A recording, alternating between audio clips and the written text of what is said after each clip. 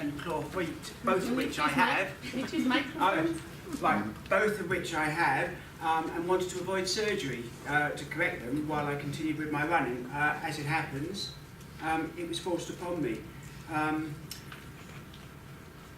This is actually a picture taken in 2008 when I competed in a 103-mile race through 3 countries, the Ultra Trail de Mont Blanc, from Chamonix into Italy, back through Switzerland, back to Chamonix, with some 30,000+ foot of ascent and descent. And descending is as hard as ascending. In 2015, I was in the Lake District on the 26th of June, control setting for a 10 Peaks Ultra 100-kilometre race in very poor weather conditions. You can see the roughness of the terrain. I had trouble with my quad muscles, giving me a lot of pain and discomfort, and if I was to slip and fall, they would give me a long-term difficulty with moving. That night, I had to sweep in gale force winds, rain, fog, in the dark on this very same terrain. We got in touch with base and said, this is dangerous. They said, we know, the next mountain, Great Gable, we have someone with a broken pelvis, rescue out and picking them up, you need to come down. I survived. Then the following week, 2 weeks later, on the 10th of July, we took children on Dartmoor over rugged terrain on a trip out to High Willowes, the highest point in southern England. Here we are up at High Willowes and on Yes Tour Trig Point, where we stopped. That evening, I go back to my normal climbing session at the Key Climbing Wall in Exeter, and I think I'm at the floor. I step forward, as you can see in this simulated picture, rope bag, rucksack on my back, both hands occupied, and I'm not on the floor. That simple step forward resulted in my stepping forward, going down, but with the weight, the leg went out underneath and completely tore, although I didn't know this at the time, the quad muscle attachment, the whole quad muscle system in the thigh, completely ripped off of the patella. I didn't know at the time because there was a protrusion as hard as bone that couldn't have been bone because the pain wasn't considerably enough. However, there was immediate a loss of function. So I took myself straight off to A&E, or a friend took me there anyway, went into casualty, saw a nurse practitioner. After an x-ray she examined me. This isn't me as I used to look. However, I could not raise the injured leg at all. She ignored this clear indicator of the condition and said, wait at least 10 days before bothering your doctor to allow the swelling to go down so they can carry out an assessment of what the injury is. That turned out to be absolutely ridiculous. Here's the knee a couple of weeks later, just before surgery, still no reduction in swelling. The thing I then did, I was walking at home on the seafront in Teignmouth. You can see it's a good level surface, but I collapsed. The leg would just keep giving way underneath me. A friend who was a doctor said, you cannot leave this, you must see your doctor. They quickly referred me to the local physio at the hospital. She referred me to consultants. Within just on 3 weeks and 2 days, I was having surgery. Any longer, the quad muscles would have retracted sufficiently that they would never have been able to be reattached. And I would have lost proper use of the lower leg. I wouldn't have been able to drive without assistance. A lot of things would have happened. So I had the surgery, I wake up, and I now am in a brace, an orthotic, that I had to use for the next 6 weeks. I think that, to take off the dressing, you're not sure what to expect. Someone who's normally in life being confident is totally petrified as to the outcome. Is there a risk of serious infection, which so many of my friends with various surgeries have had? What was the degree of damage? Because the consultant said, we won't need to do an MRI scan because when we open you up, we'll see the extent of the damage. So what we need to do is just go in and see it. And I wouldn't know until after surgery, when I would speak to them, how much the damage was. But first sight of the scar, when you take the dressing off, and I'm not a squeamish person, but it turns out it's not nice when it's your own leg, and you see the seriousness of the amount of work that they've had to be doing.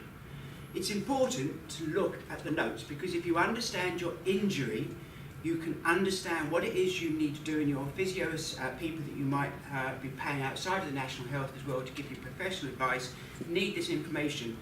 So it qualified that the quad tear as a complete detachment from the patella, which is what we knew, but most importantly, the far medial and lateral soft tissues intact, so the crucial ligaments, for example, that are crucial to the running activities that I enjoyed, remained intact but unused, but therefore the extent of the injury to the knee was relatively minimal, and I hoped to make a fuller recovery from this. So these notes proved to be very important to give me some confidence in what I had to do. Also modified in handwriting the progression that I would follow for the next 6 weeks while in brace. Every day, a whole sequence of exercises. You must follow these. You must do exactly what they say, because if you don't and it goes wrong, it's your own fault. So here's the brace in its locked position, and here's the brace after a few weeks at 120 degrees, and that is the actual limit of what I could actually flex the knee to. The problem I had was that where I live is at the bottom of 15 uneven height and width steps, and I was worried whether or not I could have access to my property. The surgeon, the only surgeon willing to carry out this particular procedure, would allow me to fully weight bear in the brace, and therefore did have access to my home. So within a couple of days, here I am with my left foot up for a change, resting, and keeping the brace open just to help with the sweating that otherwise would occur. So on the 11th of August, 1 week on from surgery, I go out with some friends to Dartmoor. They're going for a run, and I've actually got a brace on, and the thing is to make progress in the situation you're in, you just must wait and not do anything. You must be ambitious with what you're trying to do, but you also have to accept your limitations, and you have to be realistic. For this occasion, I started with a half-mile walk, very slowly, very controlled, very safely, using the crutches to help me to make sure there was no risk of any slips. Also, you should learn to gain assistance where available. Not that I actually use this in the store to do shopping, but we thought it would illustrate the point that, don't be shy of using assistance, don't feel embarrassed. Set targets, but you must listen to what your body's telling you. You have to learn to gain mobility through control. Be prepared to modify targets if things don't go to plan. The surgeon made it quite clear that if you overdid things too soon, you could cause damage to the suture that they'd applied. Therefore, it could shorten, it means it could re-rupture, and a second surgery would perhaps be less successful.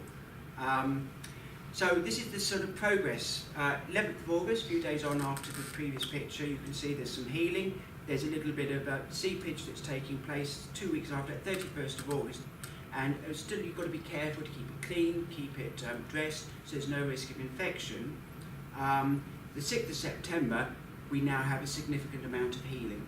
And I'm very pleased with the progress. Swelling now has stayed more or less the same since then. It's akin to just the structure of the joint now and its situation. Follow the exercises that they give you meticulously. It's essential. You will make slow progress. Sometimes you think, why am I doing this? But you will see improvement in function. If you're not sure, seek guidance. In the case I was going to a physio clinic at the hospital, but also was paying for private physio massages to help break down the adhesions that would naturally form around the surgical scar. Biggest problem, what I actually started with, stairs, stepping up and down, was always a problem, remains a problem. Something that most people don't actually take into consideration. So the first thing I did when going with some friends to the cinema was at the View Cinema next to confronted with an escalator. I knew at that point, not long out of the brace, that I didn't yet have the confidence nor control to step on or off an escalator. What I'd had to do was use the lift which they provided. I then went to the Marks and Spencer store where I found the escalator was a little bit more majestic. A week or two later, had the confidence, knew at that point I could use the escalator, stepped on it, stepped off it. Now at this point onwards, I have no problems with confidence and being able to use escalators. In this case, another one of the exercises, this shows the good knee, and you can see the control and the relative smoothness of stepping up from a set height, whereas the surgically corrected knee, you can see it's more of a lateral wobble with it, going up and down. Then, now remember, I've done 103 miles, and since then I've now done up to 34 miles in one go, a year on or more. So this is on the 4th of November 2015. Notice the uneven gait, the one leg is straighter than the other. So I'm not bending the surgically altered knee. I'm not able to dip with it without risk of it giving away. So this is 7 weeks after having removed the brace. The right leg remains straight relative to the left, but after this short distance, I'm now tired. Okay? So, right, it's reality. Don't let it make you give up. So I then moved on, kept persevering. I then went on holiday to Mexico over Christmas after last year's conference, and I would use the sea, a sandy surface, to do running in water to give me some support. I came back to Devon, and I then, after a few weeks, into February, the 7th of February, I joined two friends. Twinkle toes on my left, your right in the picture, has been fundamental to help me build up distances and endurance on these events. And so on 2016, I had 4 trigs, having done 2 halves of this through January to lead up to this point, 17 miles with 4,500 foot ascent and descent. And you can see the steepness of the gradient, the use of poles to reach a trig point high up over Sidmouth. I still have problems with stepping up and down, like stairs. Getting down into this stream, getting out of the stream was not only a difficulty for these ladies, but also significantly for me, something I would never normally have admitted to. Big hills ahead of us. We started early, so the runners are catching up and overtaking. And this is the 4th trig point before we return to Sidmouth via the stairway to heaven, as we like to call it. And I could cope with these steps. The use of poles, but before we go into the finish, they wanted us to wash our dirty shoes off.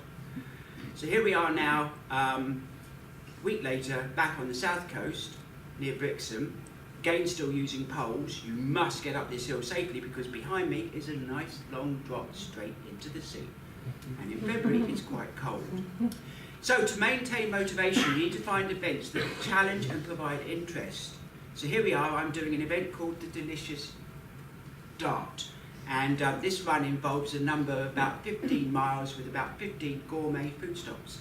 It's fancy dress. As you can see, I'm taking a pet, not a fish, but dolphin. And everyone's wearing fancy dress, and we get beers and ciders and wines and all sorts of lovely foods. And I'm not the only mad person, as you can see here. Now, the grizzly, we make mention to that. Very important. Colin absolutely stunned me with what he could do. Other people have commented, you're supposed to be disabled, not enabled, as he overtook other people going up some of the very big hills. Now the thing is, I've taken part, and my wife as well, this race for 27 years. That's Doris at the back, poor woman. It's been one of our primary targets to be able to, it was one of my primary targets at the time of surgery to be able to be fit enough to do this March following August. But competitors were clearly not allowed to use poles as a safety issue, and yet I didn't have sufficient control to safely do the course without poles. So by arrangement with the organisers, I entered the race, but as a sweeper, came up behind his twinkle toes. We've been training together to reach this point. And what happened is we're going up over the hills, and this gentleman in the middle is 81. He has partial sight. He's blind in one eye. He hadn't been, but the blood vessel burst behind it, rendering him blind. And he had partial sight to one side like the other. He does the Grizzly, he does the Circumcoastal Marathon with us, which we use to raise money for Porter. Fantastic scenery, all of these hills we have to go up and down. Here you see me using poles as one of the sweepers. Very inspirational because here we have the memorial tree where we put tie ribbons in memory of people that used to be with us who passed away from cancer or other illnesses or old age. Anyway, so the first one without poles is Delicious Kerno.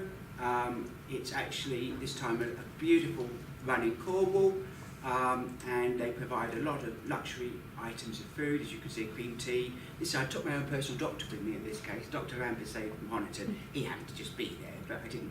But anyway, again, he was equally suitably dressed. Now back to the Lake District, where also 2 weeks before the injury started. Here we are on the 10 Peaks event. I'm now sweeping, and I've got poles, but I'm not using them. I had the poles, in fact, had to give them to someone else. This lady I managed to persuade to get up onto this mountain Beaufort because her daughter, with her thumbs up, now as we talk, is rowing with 2 people rowing across the Atlantic for charity. So it's very pleasing to get Mum there. And at this point, we came together, sweepers changed.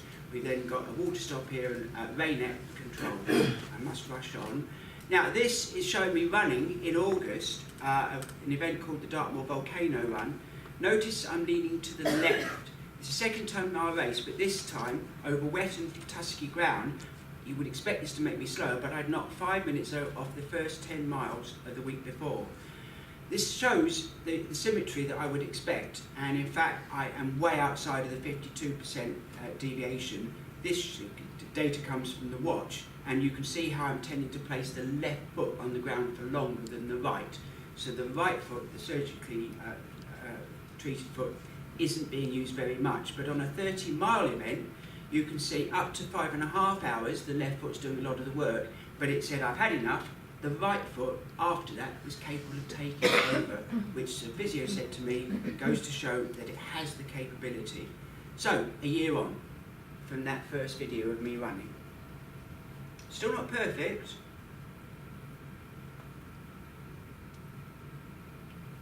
but a great improvement.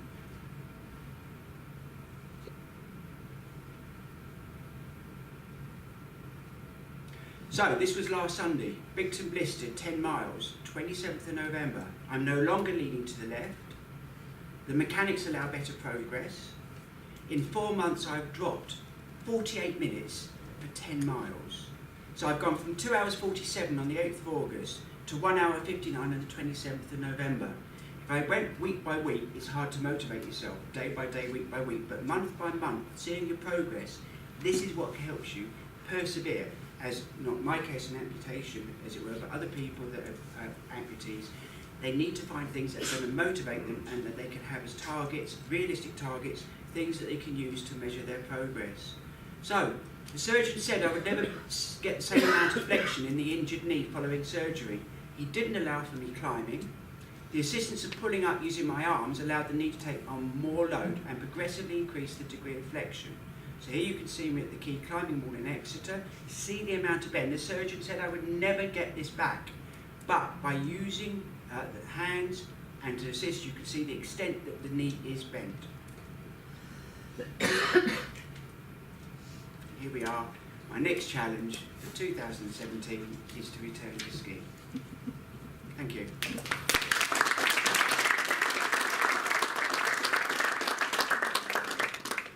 Thank you, Stuart, for that very inspirational talk.